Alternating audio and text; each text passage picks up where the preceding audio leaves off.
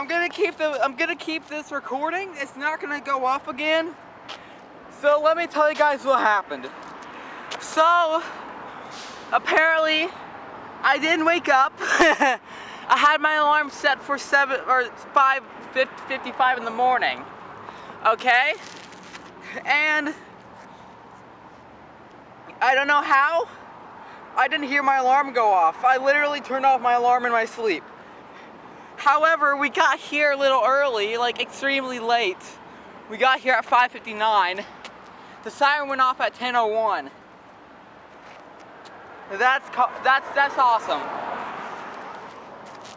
So yeah, I'm calling this a success. And we were just here for literally 5 minutes. We weren't even here for that long. So I'm gonna take you guys with me. Oh my gosh. I didn't have the chance to really set up because of how late or how early I was. Hold on. We're gonna get this. Okay. Here's the controller. It's siren number 32. So, yeah.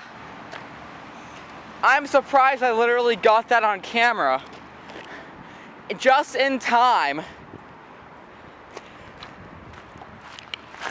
That is cool. My first 2910. How about that? Alright, video's over.